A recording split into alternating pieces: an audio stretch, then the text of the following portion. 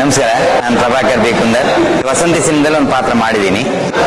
ನಮ್ಮ ಕುಂದಾಪುರದ ಸಂಸ್ಕೃತಿ, ಈಗ ಕುಂದಾಪುರದ ಸಂಸ್ಕೃತಿ ಅಂದ್ರೆ ಕುಂದಾಪುರ ಕನ್ನಡ, ಕುಂದಾಪುರ ಸಂಸ್ಕೃತಿ ಹಿಂದೆ ಏನ್ ನಡೀತಾ ಇದ್ದವು, ಕೆಲವೆಲ್ಲ ವಿಷಯಗಳು, ಸೂಕ್ಷ್ಮವಾದ ವಿಷಯಗಳನ್ನು ತಿಳ್ಕೊಳ್ಳುವಂತಹ ಒಂದು ಒಳ್ಳೊಳ್ಳೆ ಸೂಕ್ಷ್ಮವಾದ ಒಂದು ದೃಶ್ಯಗಳನ್ನ ರಾಘವೇಂದ್ರ ಸಿರಿಯಾರ್ ಅವರು ಅಳವಡಿಸಿದ್ದಾರೆ ಈ ಸಿನಿಮಾದಲ್ಲಿ. ಎಲ್ಲದಕ್ಕೂ ಮುಖ್ಯವಾಗಿ ಮುಖ್ಯ ಭೂಮಿಕೆಯಲ್ಲಿ ಭೂಮಿ ಶೆಟ್ಟಿ ಅವರು ತುಂಬಾ ಚೆನ್ನಾಗಿ ಮಾಡಿದ್ದಾರೆ. ಅವರ ಒಂದು ಭಾವಪೂರ್ವಕ ಅಭಿನಯ ಈ ಒಂದು ಸಿನಿಮಾದಲ್ಲಿ ಮೂಡಿ ಬಂದಿದೆ.